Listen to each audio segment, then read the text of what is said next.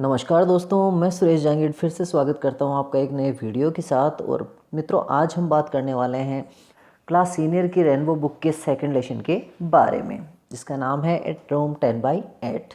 ये सामाजिक परिदृश्य की एक बहुत अच्छी कहानी है और इस कहानी का सामाजिक मूल्यों से बहुत गहरा लगाव है।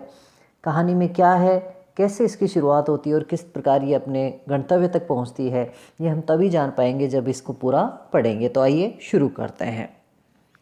ए रूम 10/8, एक कमरा 10/8 का, ये आपके पाठ का नाम है। तो आइए शुरू करते हैं।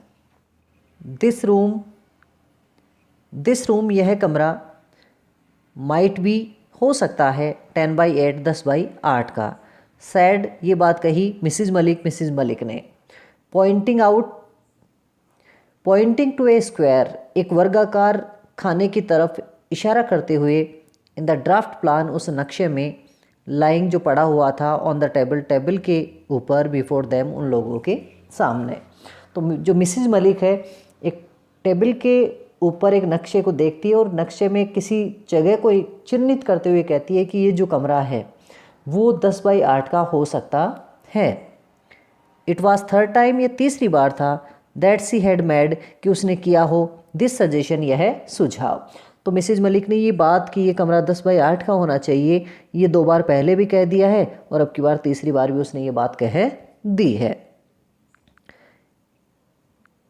इट सीम्ड, ऐसा लग रहा था। इट डिडंट रजिस्टर, कि इस बात का कोई प्रभाव नहीं पड़ा था। ऑन आइदर, ना ही तो हर हस्बैंड, उसके पति के ऊपर।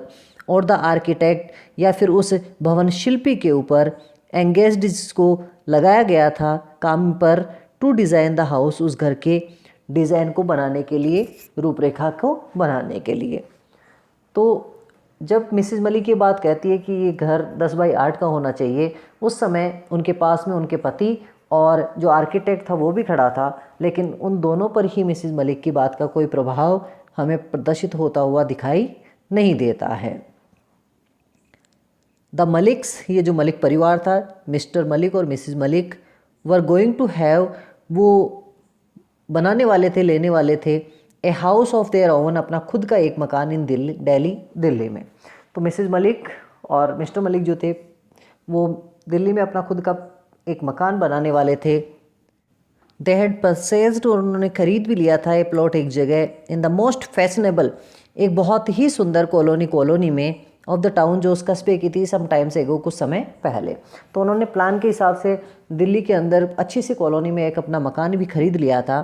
नाउ दैट, जैसा कि अब। दे वर पोस्टेड बैक, उनकी वापस पदस्थापन हो गया था। इन दिल्ली में। दे थॉट, तब उन्होंने सोचा। They might as well have, कि उन्हें द हाउस बिल्ट, वो घर कब क्या करवा लेना चाहिए, बनवा लेना चाहिए। तो मिस्टर मलिक की जो पोस्टिंग थी वो कहीं और थी। अब मिस्टर मलिक, जब उनकी पोस्टिंग दिल्ली में हुई है, तब उन्होंने सोचा कि जो प्लॉट उन्होंने खरीद रखा था दिल्ली में, अब उस पर मकान बना लेना उन्हें चाहिए, ऐसा उनका विचार था।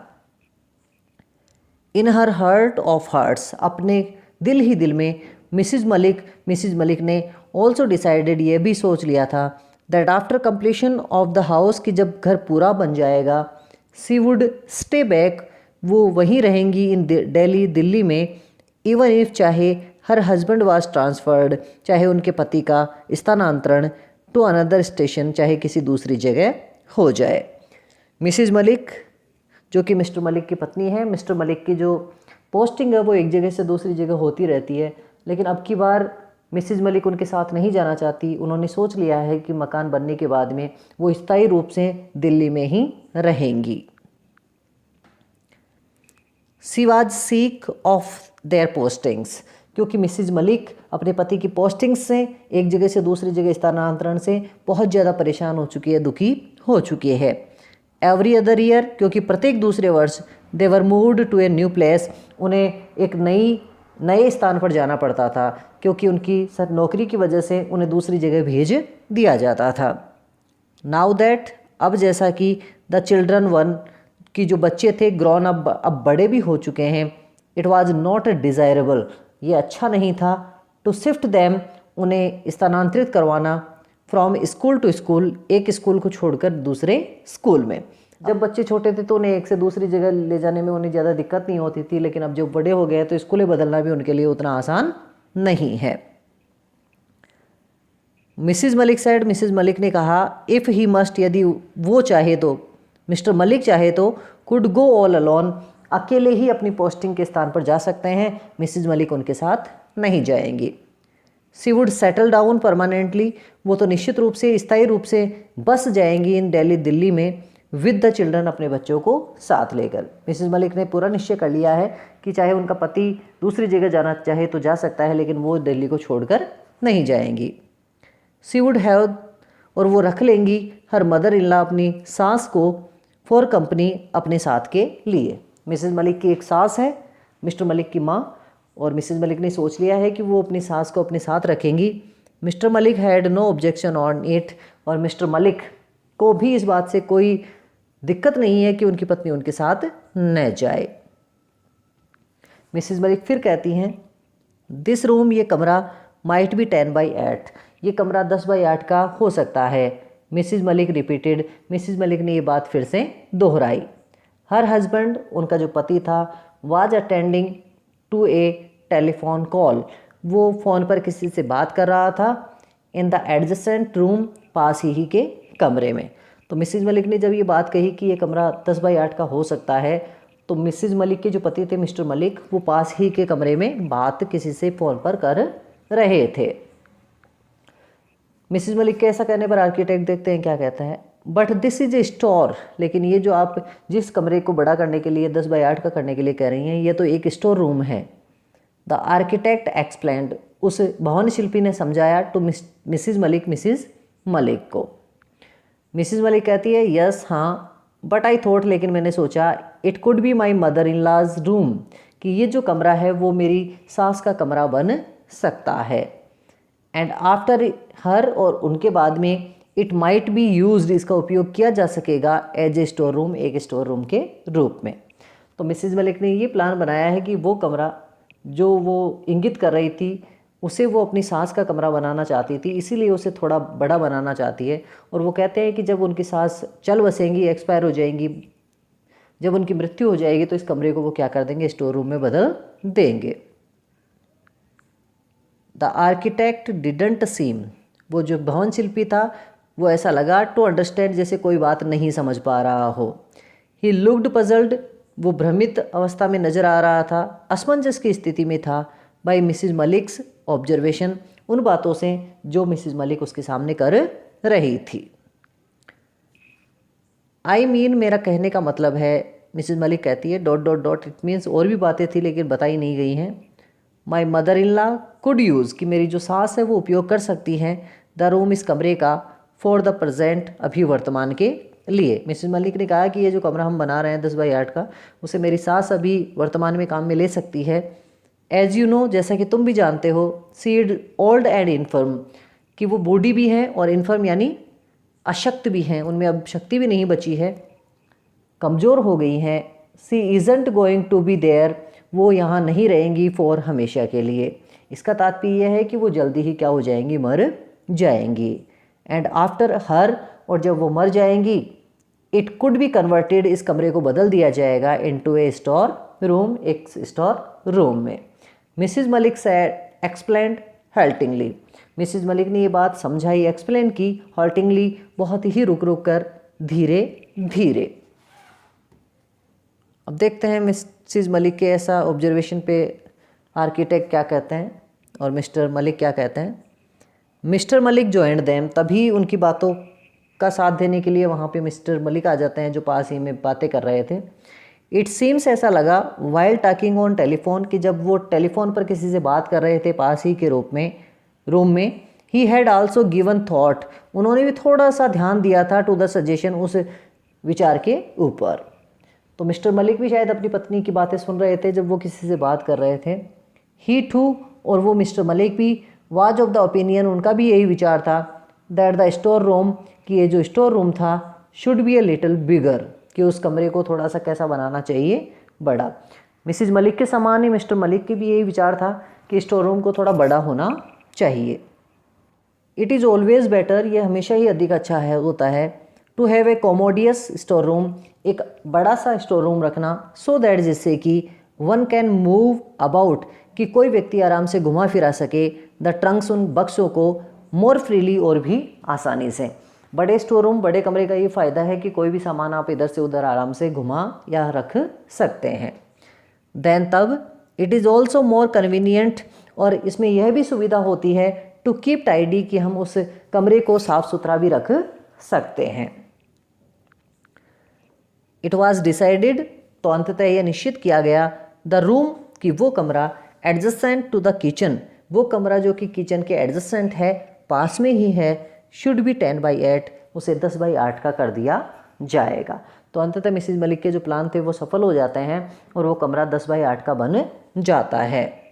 द कोर्टयार्ड, और जो अहाता है, गलियारा है, वुड बी ए लिटिल, वो थोड़ा सा नैरोअर, थोड़ा और अधिक सकरा हो जाएगा, but that didn't much matter much, लेकिन बरामदे के या फिर अहाते के सकड़े होने से कोई ज़्यादा प्रभाव नहीं पड़ेगा।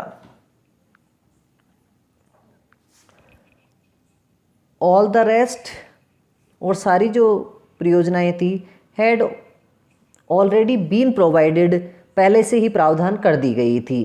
एंड द प्लान, और ये योजना, वाज सबमिटेड फॉर अप्रूवल, उसे स्वीकारोक्ति के लिए भेज दिया गया, टू द कॉरपोरेशन, निगम के पास। मिसिज मलिक ने लिया एन अनटायरिंग इंटरेस्ट, अथक रुचि, in the construction of the house, उस घर के निर्माण में। जब घर बन रहा था तो उसमें मिसिज मलिक ने अथाह रुचि दिखाई। सी वुड बी सीन स्टैंडिंग, उन्हें देखा जा सकता था खड़े हुए, एट द साइट, उस निर्माण स्थल पर, विद हर अम्ब्रेला, अपने छाते को लेकर, थ्रू आउट द डे, सारा दिन। और जब मकान बन रहा था तो उस जगह मिसिज मलिक सुबह ही चली जाया करती थी, अपने छाते को लेकर सारा दिन वहीं रहती थी। सी सुपरवाइज्ड एवरी डिटेल, उन्होंने प्रत्येक प्रकार की जानकारी वहाँ पर देखी, ध्यान दिया। एट टाइम्स, कभी कभार, सी वुड गिव ए हैंड, वो सहायता भी कर देती थी, द मेसन, उन कारीगरों का, एंड अदर्स, और दूसरे श्रमिक जो वहाँ पर काम करते थे। तो जो श्रमिक वहाँ पर काम करते थे उनकी कई बार वो सहायता भी करती थी। सी वाज द फर्स्ट, वो पहली व्यक्ति होती थी, टू अराइव, जो पहुँचती थी, एट द कंस्ट्रक्शन साइट, उस निर्माण स्थल पर। कोई नहीं, कारीगर वगैरह भी सभी बाद में आते थे, मजदूर वगैरह बाद में आते थे, वो पहले पहुँच जाया करती थी। And left after everyone had gone away, और जब प्रत्येक व्यक्ति वहाँ से चला जाता था अपने काम धाम करके, तब वो अंत में उस निर्माण स्थल से, अपने मकान से वापस आते थे। सी इंश्योर्ड, उसने यह भी निश्चित किया, that there was no wastage, कि किस प्रकार की बर्बादी न हो, ऑफ द मटेरियल, सामग्री की। जो भी कुछ सामग्री निर्माण के लिए लाई गई हैं वो ध्यान रखती थी कि उसे बर्बाद नहीं किया जाए। एंड द लेबर, और जितने भी जो श्रमिक थे, मजदूर थे, डिड नॉट आइडल अबाउट, कि कहीं वो बैठकर आराम न करने लग जाएं, टाइम को व्यर्थ न करें, बर्बाद न करें। बिफोर लॉन्ग, इससे पहले कि द हाउस वाज कंप्लीटेड, ये जो मकान था वो निर्मित हुआ, Mrs Malik insisted, Mrs Malik ने ये जिद की, that she would have new furniture, कि वो नया फर्नीचर बनवाएंगी, मेड फॉर द हाउस, इस घर के लिए। सी वुड नॉट लेट, वो अनुमति नहीं देंगी, द ओल्ड फर्नीचर, उस पुराने फर्नीचर को, एंटर न्यू हाउस, उस नए घर में घुसने के लिए। Not a piece of it, उसने स्पष्ट रूप से कह दिया कि वो उस मकान में पुराने फर्नीचर का एक टुकड़ा भी नहीं जाने देंगी। देवर स्टिल, वो अभी भी थे, in the mist of plans, अपनी योजनाओं के बीच में ही, टू शिफ्ट, उस घर में जाकर स्थित होने के लिए, रहने के लिए। व्हेन दे लर्न्ड, तभी उन्हें ये पता चला, द हाउस, कि उनका जो घर था, हैड बीन एक्वायर्ड, अधिग्रहित कर लिया गया है, बाय द गवर्नमेंट, सरकार के द्वारा।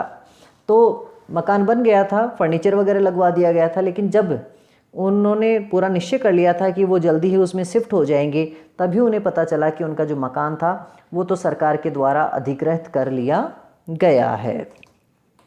मिसिज मलिक वाज फ्यूरियस, जब मिसिज मलिक को ये बात पता चली तो उन्हें गुस्सा आया, बट द नेक्स्ट मोमेंट, लेकिन अगले ही क्षण, व्हेन मिस्टर मलिक, जब मिस्टर मलिक ने मेंशन्ड, बताया, द रेंट असेस्ड, कि वो जो किराया जो उन्हें मिलने वाला था, सी क्वाइटेंड डाउन, वो ये बात सुनकर थोड़ी शांत हो गई। तो उनका जो मकान था वो सरकार के द्वारा अधिकृत कर लिया गया और मिसेज मलिक की बात जानकर बहुत गुस्सा हुई। लेकिन जब उनके पति ने मूल्यांकन करके पता करके ये बताया कि कितना किराया सरकार देगी, तब मिसेज मलिक थोड़ी शांत हुई। वाइल सुपरवाइजिंग, जब निरीक्षण वो करती थी द कंस्ट्रक्शन, निर्माण का ऑफ द हाउस, उस मकान का, सी हैड कल्टिवेटेड लव, उसने प्रेम भी रखना शुरू कर दिया था फॉर हर नेबर्स, अपने पड़ोसियों से।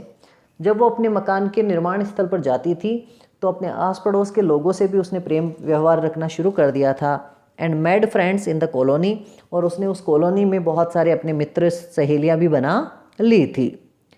सी थॉट, उसने सोचे, ऑफ वरियस प्लान्स, अनेक प्रकार की योजनाएं, for doing up the house, कि किस प्रकार से जब मकान पूरा हो जाएगा तो वो किस प्रकार से उसे सजाएंगी।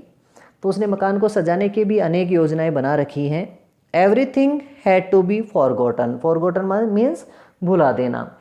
लेकिन जितनी भी उनकी जो योजनाएं थी मकान को सजाने वगैरह की, वो सारी उन्हें भुलानी पड़ी, क्योंकि उनका जो घर है वो अब उनका नहीं है, सरकार ने उसे अधिग्रहित कर लिया है। देन तब दे वर ट्रांसफर्ड फ्रॉम दिल्ली, तब कुछ ऐसा हुआ कि उनका वापस ट्रांसफ़र हो गया दिल्ली से कहीं और। मिसेज मलिक वाज हैप्पी, जब उनका ट्रांसफ़र कहीं और हुआ तो अब की बार मिसेज मलिक थोड़ी खुश हो जाती हैं। सी वुड नो मोर सी, उन्हें इतनी सांत्वना थी कि वो अब नहीं देखेंगी हर हाउस, अपने घर को, रिग्रेट और पश्चाताप नहीं करेंगी, नॉट बीइंग एबल, कि वो सक्षम नहीं हो पाई, टू लिव इन इट, इसमें रहने के लिए, and than thinking of the substantial rent, और जब उन्होंने उस पर्याप्त किराए के बारे में सोचा, फील कंसोल्ड, तब उन्हें थोड़ी सांत्वना भी महसूस हुई।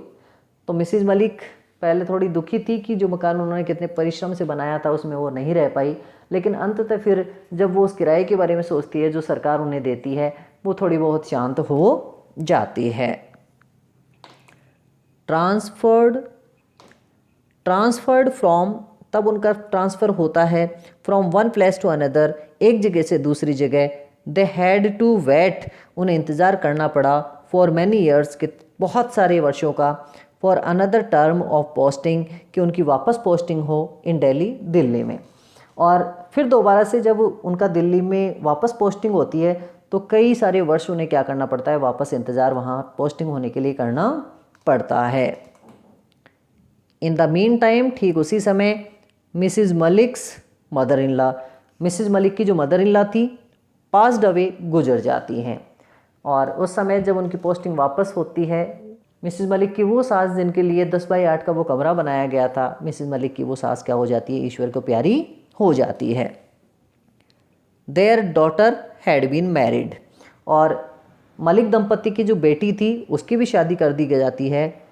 इन ए वे, एक तरीके से दे वर लकी, वो सौभाग्यशाली थे, that their house had been rented to the government, कि उनका जो मकान था वो सरकार के द्वारा किराए पर लिया गया था। ये इसलिए था क्योंकि मिसिज मलिक की हो सकता है जो इनकम है वो कम हो, सरकार उनको रेगुलर पैसे देती थी, जिन पैसे से उनको सहायता मिली अपनी बेटी की शादी करने के लिए। प्राइवेट टेनेंट्स, क्योंकि जो प्राइवेट व्यक्तिगत जो किराएदार होते हैं, आर सच ए हेडेक, वो एक तरह के सिरदर्द होते हैं। व्यक्तिगत जो किराएदार होते हैं वो एक सिरदर्द के समान होते हैं, ऐसा वो कहते हैं। There is no end to their complaints, क्योंकि व्यक्तिगत जो किराएदार होते हैं उनकी बहुत सारी समस्याएं होती हैं, एंड डिमांड्स, और अनेक प्रकार की वो हर समय मांगे करते रहते हैं। एंड देन, और तब, they are more often than not irregular, तब वो नियमित भी तो नहीं होते हैं in the payment of the rent, उस किराए को देने में। व्यक्तिगत कोई व्यक्ति विशेष आकर रहता है तो वो नियमित किराया भी नहीं देता है, उनकी कंप्लेंट्स भी बहुत होती हैं और डिमांड्स भी बहुत होती हैं। Mrs Malik's house, Mrs Malik का जो घर था, having been requisitioned by the government, जिसे अधिग्रहित कर लिया गया था उस सरकार के द्वारा। द रेंट वाज क्रेडिटेड, इस प्रकार से जो किराया था वो भेज दिया जाता था टू देयर बैंक अकाउंट, उनके बैंक अकाउंट में, एवरी मंथ, प्रत्येक महीने, रेगुलरली, नियमित रूप से। और सरकार क्या करती थी, उनके मकान के किराए के एवज़ में वो किराया जो था उनके मिसिज मलिक के अकाउंट में नियमित रूप से हर महीने भेज दिया करती थी। ओनली केवल देयर सन उनका बेटा रिमेंड बचा था टू बी मैरिड नाउ, अब शादी होने के लिए। मिसेज मलिक के बेटे की शादी हो चुकी थी, अब उनका बेटा बचा था जिसकी शादी होनी थी। मिस्टर मलिक ने सोचा that they would rather be done, कि वो निवृत्त हो जाएंगे विद इट, इस शादी से भी, बिफोर ही रिटायर्ड, जिससे पहले कि वो क्या हो, रिटायर हो। मिसेज मलिक ने यह निश्चय कर लिया था कि रिटायर होने से पहले वो अपने बेटे की भी शादी कर देंगे। देयर सन उनका बेटा हैड बीन मैरिड, उसकी भी शादी कर दी गई, और मिस्टर मलिक ने अपने बेटे की भी शादी कर दी। Mr Malik had retired, Mr Malik सेवानिवृत्त हो चुके थे फ्रॉम सर्विस, अपनी सेवा से। बट देयर हाउस, लेकिन उनका जो घर था, हैड नॉट येट, अभी भी, बीन रिलीज्ड, मुक्त नहीं किया गया था बाय द गवर्नमेंट, सरकार के द्वारा। मिस्टर मलिक की सेवानिवृत्ति हो गई, लेकिन फिर भी उनका जो मकान था वो अभी सरकार ने नहीं छोड़ा है।